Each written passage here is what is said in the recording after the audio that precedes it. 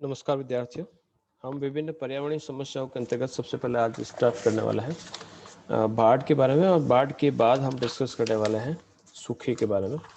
बाढ़ क्या है? तो एक प्राकृतिक आपदा के रूप में जानी जाती है। यानी बाढ़ का अगर हम सामान्य अर्थ देखें तो बाढ़ का जो सामान्य अर्थ होता है, जो बड़े स्तर पर जो स्थलीय भाग है वो काफ़ी लंबे समय तक अगर जलमग्न रहता है तो उसे हम बाढ़ कहते हैं। सामान्य तौर पर लोग अगर हम बात करें तो उसका संबंध हम नदी से जोड़ते हैं। लोगों के अनुसार अगर बात करें तो बाढ़ की स्थिति उस समय होती है जब जल नदी के किनारों के ऊपर से बहता हुआ उस नदी के आसपास के क्षेत्रों को जलमग्न कर लेता है।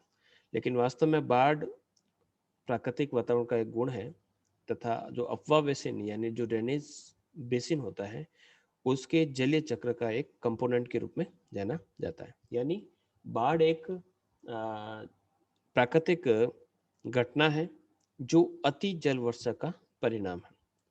ये उस समय आपदा बन जाती है, यानी उसको डिजास्टर उस समय कहा जाता है जब इसके द्वारा अपार जन धन की हानि होती है। उससे पहले तक उसको आपदा नहीं कहा जा सकता। यानी बाढ़ पानी एकत्रित होना एक सामान्य घटना है, प्राकृतिक घटना है, लेकिन अगर उससे जनमाल की हानि होती है, मनुष्य को नुकसान पहुंचता है, तो उस समय हम उसे आपदा के रूप से जानते हैं। मानव अपने क्रियाकलाप करता है, और जो क्रियाकलाप करता है उसके माध्यम से उसके परिमाण यानी उसकी जो इंटेंसिटी है, उसकी बार बार आने की जो आवृत्ति है, उसका जो विस्तार है कि उसका एरिया कितना रहेगा, ये सभी जो डिपेंड करता है ये मनुष्य के कार्यों पर निर्भर करता है। तो इस प्रकार से कहा जा सकता है कि जो बाढ़ है जो प्राकृतिक और मानव जनित दोनों प्रकार से, यानी मानव अपने क्रियाकलापों से प्राकृतिक जो धरातल है उसमें कुछ परिवर्तन लाता है, उससे भी बाढ़ आने की संभावना बढ़ती है। तथा साथ ही साथ जो प्राकृतिक रूप से अतिवर्षा हो गई, पानी की मात्रा अधिक हो गई, अपना आप नदी के मार्ग में किसी प्रकार का अवरोधक आ गया है, तो इस प्रकार से नदी अपना मार्ग बदल देती है और आसपास के क्षेत्रों में जो रहवासी क्षेत्र है वहां पर पानी भर जाता है और बाढ़ की स्थिति हो जाती है। यानी बाढ़ जो आना है वो एक प्राकृतिक घटना है, लेकिन बाढ़ को आपदा उस समय कहा जाएगा जब उससे जन धन की हानि होती है।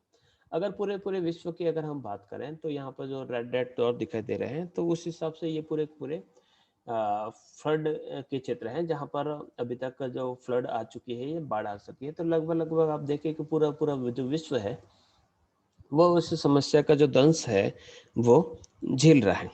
अगर हम बात करें तो विश्व के समस्त जो भौगोलिक क्षेत्रफल है उसका लगभग 3.5% जो भाग है वहां पर फ्लड प्लेन्स पाया जाता है।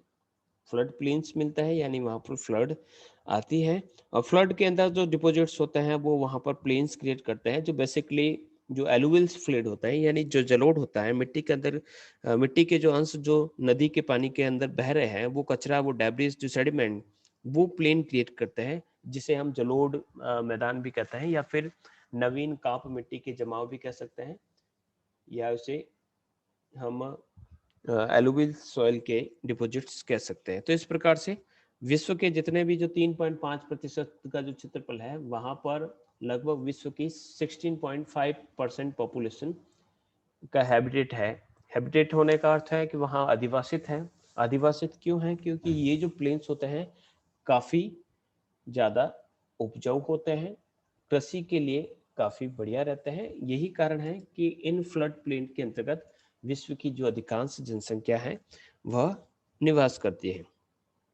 विध्वंसक बाढ़ या उससे उत्पन्न विभिन्न जो प्राकृतिक पर्यावरण को जो क्षति होती है या जो धन जन की जो हानि होती है उसके संदर्भ में अगर हम बात करें तो गंगा और उसकी सहायक नदियां जैसे कि यमुना, रामगंगा, घाघरा, गोमती, गंडक, कोसी, दामोदर, और इसके अलावा सभी उत्तरी भारत की जो नदियां जैसे ब्रह्मपुत्र है जो उत्तरी पूर्वी भारत के अंतर्गत नॉर्थ ईस्ट जो इंडिया है, कृष्णा, गोदावरी, महानदी, नर्मदा और ताप्ती जो है उसके जो डेल्टा रीजन है जो लगभग लगभग सभी भारत में है। इसके अलावा मिसिसिपी और मिसोरी, ये आपके संयुक्त राज्य अमेरिका के यानी यहाँ पर मिसिसिपी और मिसोरी का आतंक रहता है।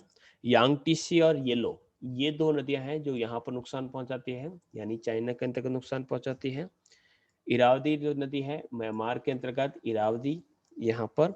सिंध जो नदी है यहाँ पर पाकिस्तान के अंतर्गत। इसी प्रकार से नाइजर नदी है वो नाइजीरिया के अंतर्गत नाइजर नदी। पो नदी है जो इटली के अंतर्गत पो नदी। तथा दजला और फरात जो इराक के अंतर्गत है, तो दजला फरात जो नदियां हैं वो यहाँ पर नुकसान पहुंचाती है, यानी यहाँ पर इसके अंतर्गत बाढ़ जो है वह देखी जाती है। नदियों में की जो बाढ़ है उसके अलावा कुछ स्थानीय बाढ़ भी होती है। अगर हम बाढ़ों की बात करें तो नगरीय क्षेत्रों के अंतर्गत हमेशा पानी भराव की स्थिति होती है, जिसे हम नगरीय बाढ़ कहते हैं। जैसे कि अगर 24 घंटों में 250 या 25 सेमी से अधिक बारिश हो गई तो जल भराव हो की स्थिति प्राय हर शहर के अंतर्गत देखी जाती है। तो इस प्रकार से जल भराव से उत्पन्न बाढ़ की जो घटना है, जैसे कि मुंबई में 2005 में जुलाई के महीने में जो बाढ़ आई थी वो इसी का परिणाम था। इसी प्रकार से वहां पर लगभग 24 घंटों में लगभग 944 mm 94 सेंटीमीटर वहां पर बारिश हुई थी। इसी प्रकार से 2006 के जुलाई माह के प्रथम सप्ताह जो था उसमें वहां पर भारी बारिश होती है। इसी प्रकार से चेन्नई के अंतर्गत 2015 के अंतर्गत बाढ़ आई। तो इस प्रकार की जो बाढ़ है वो आती रहती है। इसी प्रकार से कुछ बाढ़ें जो होती है तटीय बांध का अर्थ होता है ये वो बाढ़ें होती हैं जो तटीय क्षेत्रों के अंतर्गत आती है।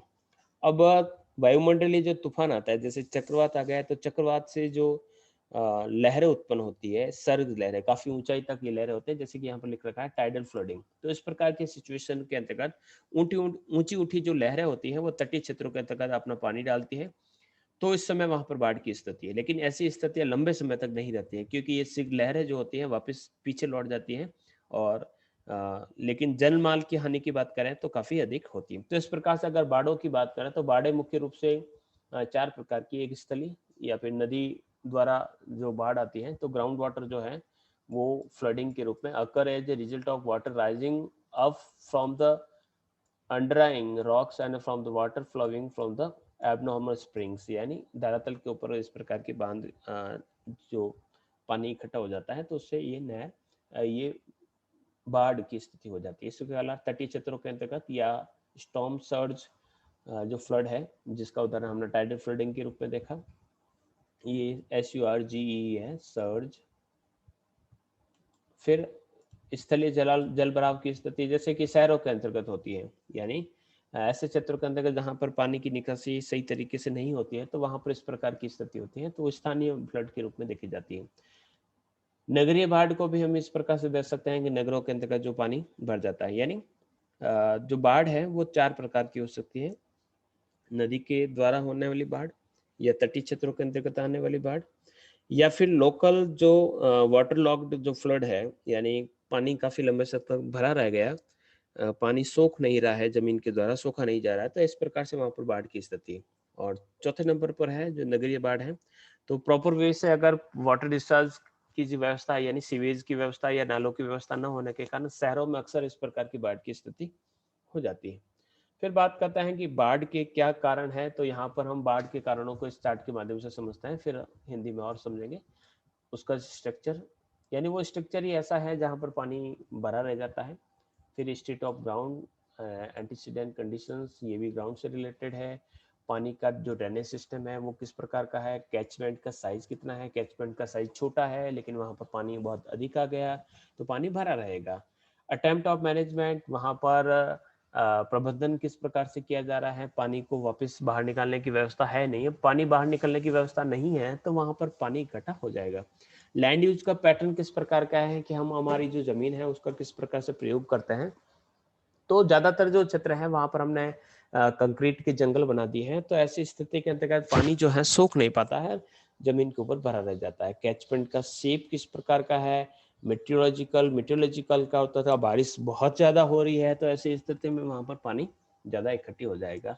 वहाँ वनस्पतियों की जो कमी है तो उसके कारण, और उसके रिलीफ फीचर यानी ऊंचावच किस प्रकार का है, तो इस प्रकार से ये कारण, यानी नदियों की जो बाढ़ है या प्राकृतिक मानव जनित दोनों कारकों का फल होता है। तो जलोढ़ जो होता है यानी एल्यूविस जो कचरा नदियों के साथ बहता है, वह नदियों की बाढ़ों के वास्तविक कारण कह सकते हैं काफी जटिल हो जाते हैं, और इन कारकों को हम कह सकते हैं कि काफी भिन्नता रखी जाती है। जैसे कि अगर बात करें कि नदियों में बाढ़ आने के जो प्रमुख कारक क्या क्या हो सकते हैं, तो बहुत लंबे समय तक बहुत तेज गति से वहां पर बारिश हो रही है, यानी हाई इंटेंसिटी रेनफॉल हो रहा है, घनघोर बारिश हो रही है, नदियों के जो मार्ग हैं काफी घुमावदार है, इसके कारण वहां पर इस प्रकार की बाढ़ आ गई है, यानी वहां पर मियांडर बन रहे हैं।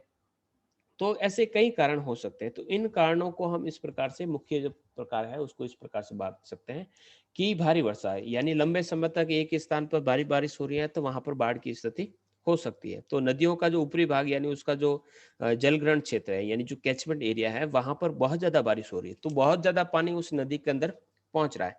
तो इस प्रकार से नदियों का जो आयतन है, जल का जो आयतन है, उसमें अचानक वृद्धि हो जाती है। तो बहुत ज्यादा जल राशि जो नदियों के किनारों के ऊपर से बहकर आसपास के क्षेत्रों में पहुंच जाती है और वहां पर बाढ़ की स्थिति होती है और मैदानी जो भाग होते हैं वह पानी से ढक जाते हैं। तो इस प्रकार से ये हमेशा समस्या आपके दामोदर नदी, कोसी नदी के अंतर्गत इस प्रकार की समस्या देखने को मिलती है।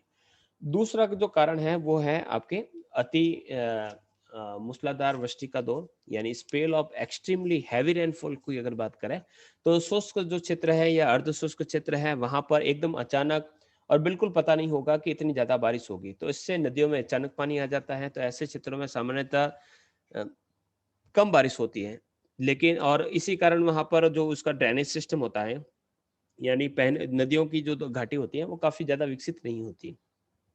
तो जब बहुत ज़्यादा बारिश से पानी अधिक हो जाता है, तो वह जो घाटी होती है, वो उस पानी को संजो कर नहीं रह सकते हैं। तो इस प्रकार की स्थिति में आसपास के क्षेत्रों में पानी बढ़ जाता है। तो जयपुर शहर के क्षेत्रों में देखें या फिर जो भी आपके राजस्थान के अंतर्गत जैसलमेर क्षेत्रों के अंतर्गत भी आया है, इसी प्रकार से बाड़मेर में कवास क्षेत्र के अंतर्गत भी बाढ़ आई है। तो रेगिस्तानी क्षेत्रों में भी इस प्रकार की बाढ़ की स्थिति होती है। गुजरात के क्षेत्रों में इस प्रकार की भीषण बाढ़ हमेशा आती रहती है। सूरत के अंतर्गत बाढ़ जो आई थी वह 200 वर्षों का रिकॉर्ड तोड़ के चली गई। इसके अलावा महाराष्ट्र, मध्य प्रदेश, छत्तीसगढ़ में भी 4-5 दिन तक पानी जो है भरा रहता है। चेन्नई यानी जो मद्रास है उसमें 2015 जो नवंबर दिसंबर का जो महीना था, हालांकि वहां पर जो बारिश होती है वो सर्दियों के अंदर ही होती है, तो वहां पर 100 वर्षों के पश्चात सबसे बड़ी जो बांध की आपदा है वो देखने को मिली। तो अत्यधिक जो बारिश रहती है वो बाढ़ का कारण बढ़ सकती है। फिर है नदियों का घुमावदार। अब नदियों का जो घुमावदार मार्ग होता है उसको मियांडर कहते हैं। शायद आपको याद हो कि इस प्रकार से नदी बल खाते हुए चलती है। कई बार इसका जो रास्ता होता है सीधा चला जाता है, यानी ये नदी अगर कह देते हैं यहाँ पर सीधी चली जाती है, ये जो घुमावदार मार्ग होता है इसको मियांडर कहते हैं। और नदी जब सीधी चली जाती है पीछे, ये लेक बन जाता है, इसको हम गोखुर झील या ऑक्सबो लेक कहते हैं। तो अत्यधिक घुमाव होते हैं, तो घुमाव अधिक होने के कारण अवरोध होते हैं और स्वाभाविक रूप से इसका जल, जैसे मोड़ है तो यहाँ पर पानी जो है वो काफी यहाँ पर बाहर निकलेगा, यहाँ पर भी पानी बाहर निकलेगा, मोड़ों पर पानी काफी विसर्जित हो जाता है। तो पानी का जो प्रवाह तो कम हो जाता है और उस समय जब काफी पीछे से बारिश तेज हो रही है तो इस प्रकार से नदियों के किनारों के ऊपर से पानी बहने लगता है। तो इस प्रकार से भारत के जो उत्तरी मैदानी जो भाग है जहाँ पर नदियां इस प्रकार से बल खाती हुई, विसर्प खाती हुई चलती है, तो वहां पर बाढ़ की स्थिति होती है।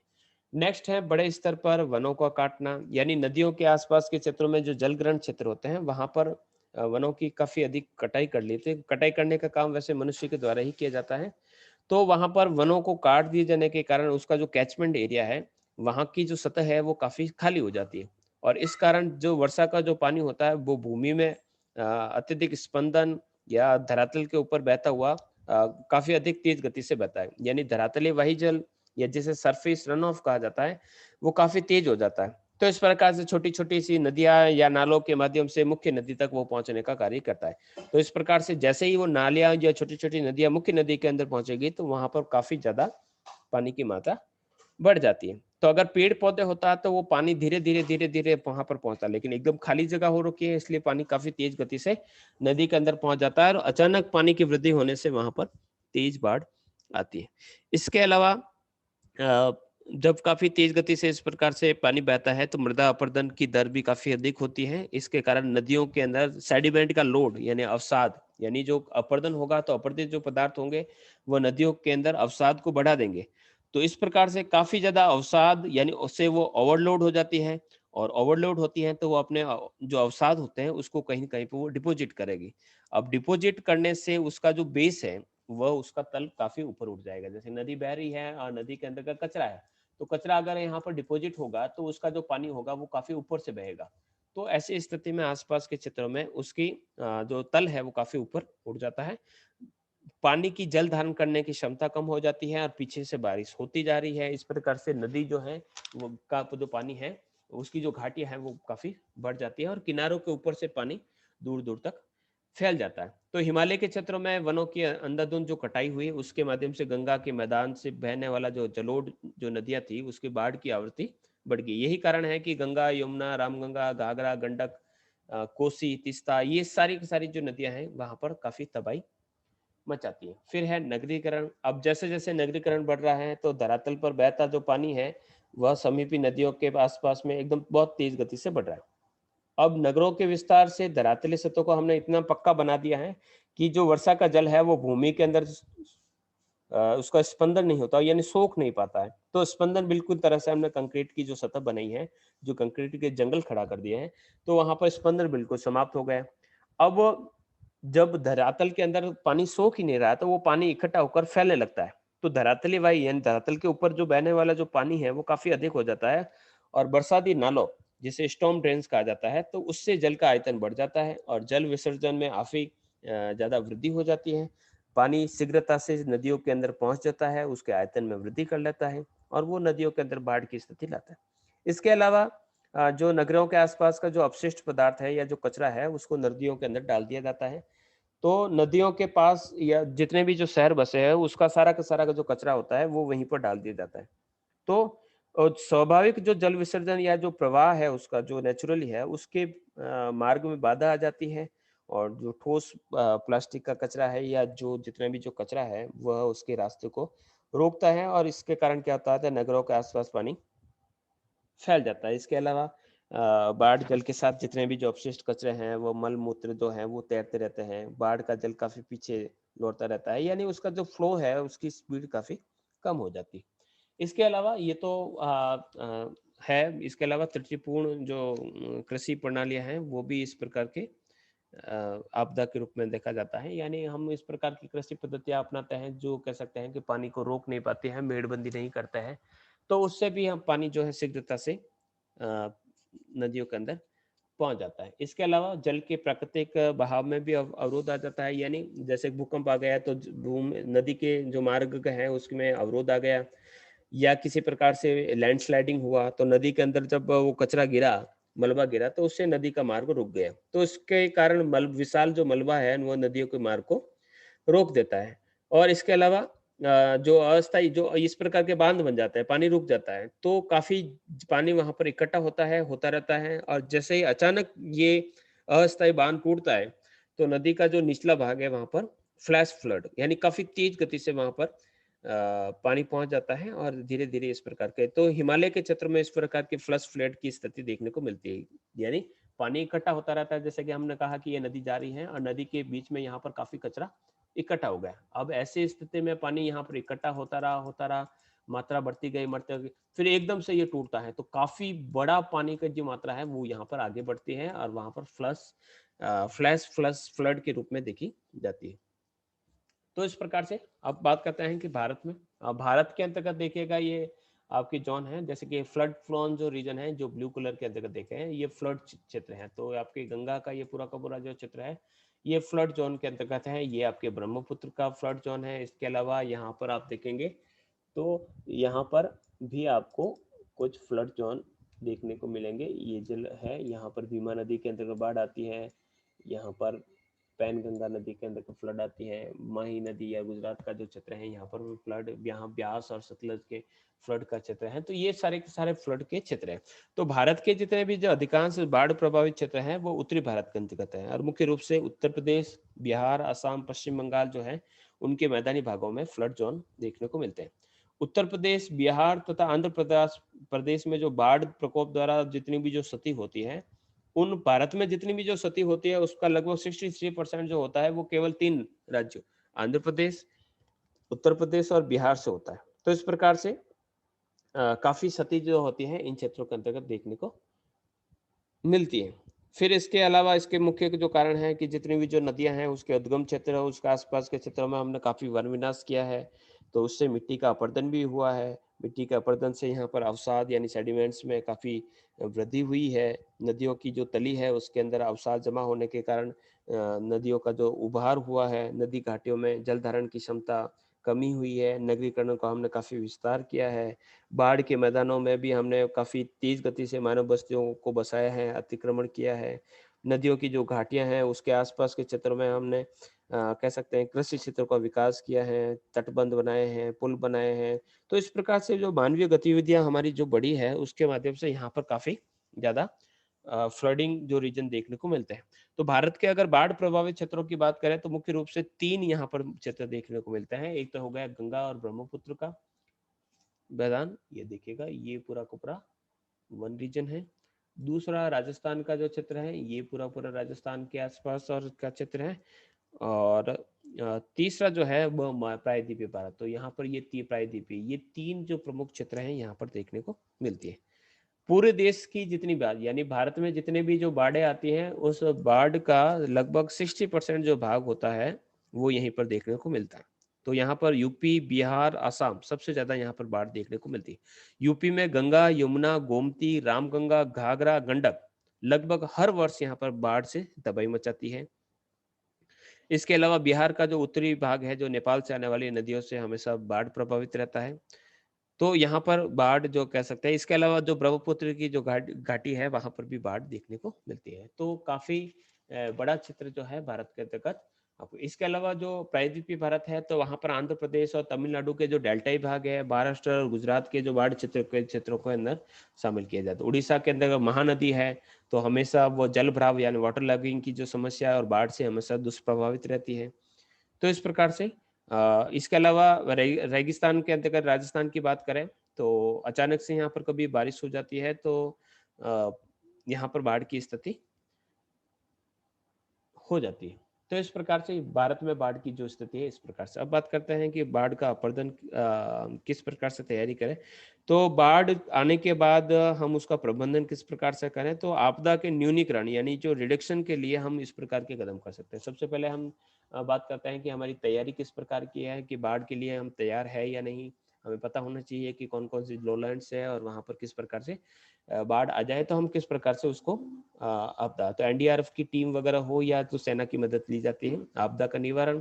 अब आपदा आ गई है तो उसको कम करने के लिए प्रयास करते हैं। आपदा का निरोध यानी भविष्य में इस प्रकार की आपदा नहीं रहे या डिजास्टर का प्रिवेंशन किस प्रकार से करें।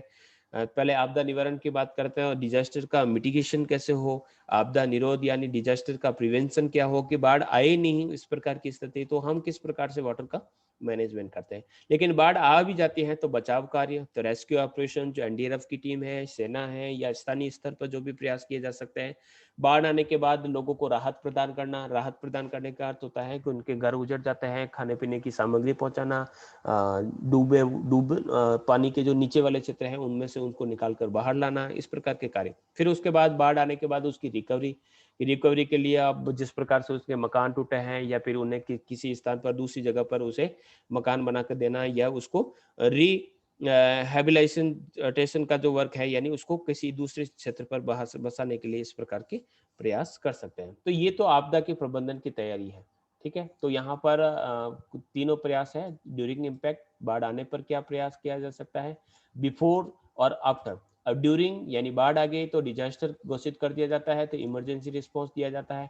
बाढ़ आने के बाद रिकवरी करना और उसको दूसरी जगह पर लोगों को बसाना, और अगर आने से पहले ही तो उसकी प्रिपेयरनेस आपको करनी चाहती है, प्रिवेंशन करना पड़ता है, मिटिगेशन। तो इन तीनों को हमने देखा है। प्रिपेयरनेस का यानी तैयारी करनी पड़ती है, प्रिवेंशन यानी उसको कैसे निरोध रोका जा सकता है, निवारण को हम कहते हैं मिटिगेशन यानी जो समस्या है उस समस्या का समाधान कैसे किया जाए।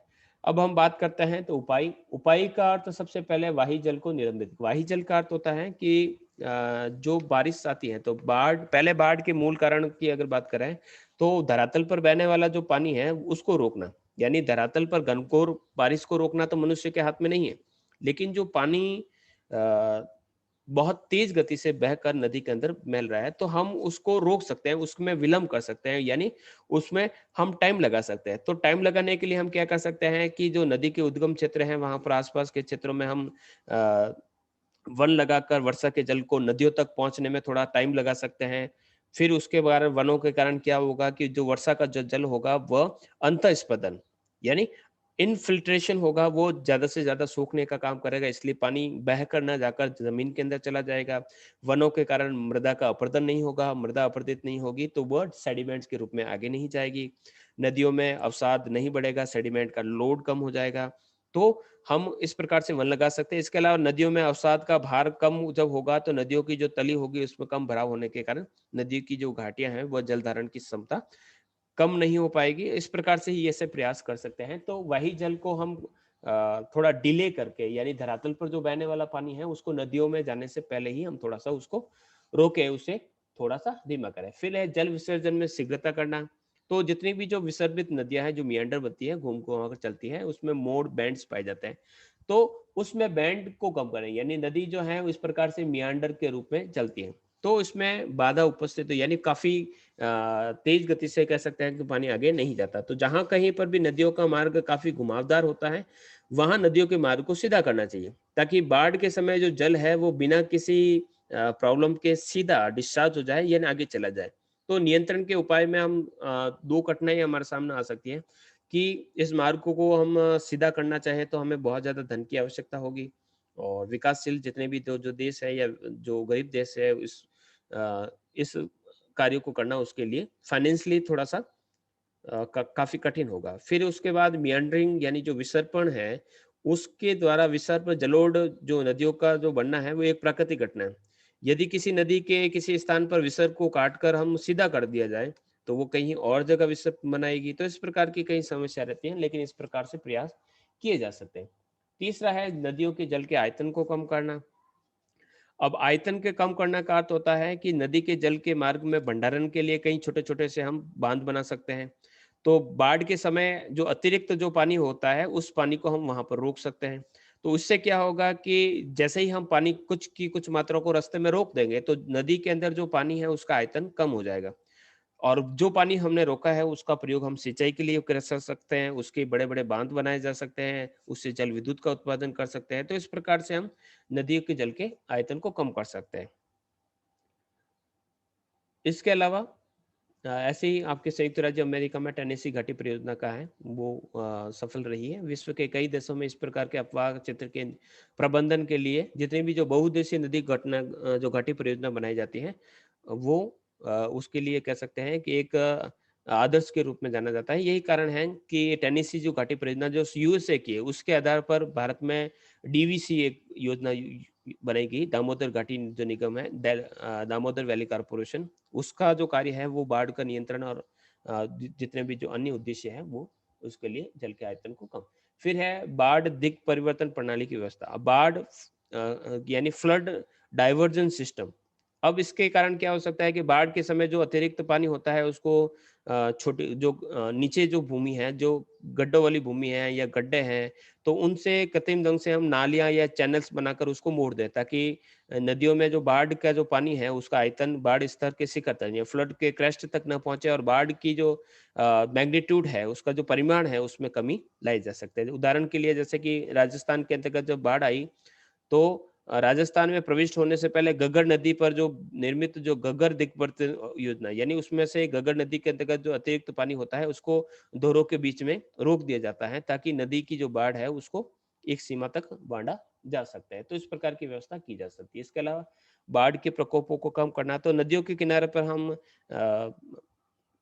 एनीकट बना सकते हैं, डाइक बना सकते हैं, बाढ़ की दीवार बना सकते हैं। बाढ़ के समय जो जल है वो नदी के अंतर्गत ही सीमित रहे, इसके लिए उसके आसपास में हम दीवारें बना सकते हैं। ईंट, कंक्रीट, पत्थर के जितने भी जो तटबंध या एनीकट बनाए जा सकते हैं। और जितने भी नदियों के किनारे जितने भी जो नगर है, तो उसको बाढ़ से बचाने के लिए मिट्टी के बांधों का निर्माण भारत के अंतर्गत भी किया गया है। तो दिल्ली, लखनऊ, इलाहाबाद, गोरखपुर, अ, पटना, आजमगढ़, इन सभी के आसपास के क्षेत्र में इसके किनारों पर मिट्टी के तटबंध बनाए गए। तो इस प्रकार की व्यवस्था की जा सकती है। इसके अलावा बाढ़ का पूर्वानुमान की बाढ़ आने वाली है, उसकी पहले से ही सूचना दी जाए, तो इस प्रकार की व्यवस्था की जा सकती है। तो भारत में 1954 में केंद्रीय बाढ़ नियंत्रण बोर्ड की स्थापना की गई है। तो वहाँ पर वैसे ही प्रांतीय स्तर पर बाढ़ नियंत्रण बोर्ड की स्थापना भी की गई है। तो भारत में राजधानी जैसे दिल्ली है, तो बाढ़ की स्थिति को मॉनिटर करने के लिए वहाँ पर एक 1959 में एक चेतावनी प्रणाली की व्यवस्था की गई। इसके अलावा flood forecasting and warning system का जाल बिछा दिया गया है। तो जो भी नदियाँ हैं उसके आस-पास के क्षेत्रों में संभावित बाढ़ आ सकती है, तो उसके लिए मॉनिटरिंग की जाती है। रेडियो के माध्यम से, टीवी, समाचार पत्रों के माध्यम से पहले ही सूचना दे दी जाती है, ताकि अब वहाँ उन क्षेत्रों में जो नुकसान है उसको कम से कम किया जाए। जैसे कि अभी चक्रवात आया, तो चक्रवात आने से पहले ही सभी जगह सूचना दे दी गई थी कि भाई चक्रवात आएगा, बाढ़ की स्थिति हो सकती है, टीन शेड उड़ सकते हैं, पेड़ गिरेंगे, तो आप अपने आप को सुरक्षित करें। तो भारत में फ्लड इंफॉर्मेशन सिस्टम यानी एफआईएस की थोड़ी-सी आवश्यकता महसूस की जा रही है, और बाढ़ चेतावनी संदेश को समय रहते पहले इलेक्ट्रॉनिक मीडिया यानी व्हाट्सएप हो, चाहे इलेक्ट्रॉनिक मीडिया के दूसरे जो साधन हो, समाचार पत्र है, उसके माध्यम से पहुँचा दिया जाता है। संबंधित जो अधिकारी होते हैं, वह लोगों को सतर्क करते हैं। माइक के द्वारा अनाउंसमेंट किया जाता है। बाढ़ वाले क्षेत्रों में अपनी संपत्ति की जो सुरक्षा है, यानी चोरी के डर से अपने घरों को खाली करके सुरक्षित स्थान पर जाने के लिए कई बार लोग तैयार नहीं होते। तो वह इस प्रकार की स्थिति में मकानों में बाढ़ की परिस्थिति का नुकसान देखने को मिलता है। तो इस प्रकार से व्यवस्था करके हम बाढ़ की जो मैग्नीट्यूड है या उसकी आवृत्ति है, आवृत्ति को तो हम कम करें ना करें, लेकिन उससे होने वाले जो नुकसान है, उस नुकसान पर हम विजय प्राप्त कर सकते हैं। तो इस प्रकार से बाढ़, और ये बाढ़ के लिए क्या क्या व्यवस्था की जा सकती है, ये हमारा चैप्टर रहा। नेक्स्ट जो क्लास रहेगी उसके अंदर हम सूखा और सूखे से होने वाली विभिन्न जो समस्या है और समाधान के बारे में डिस्कस करेंगे। Thank you.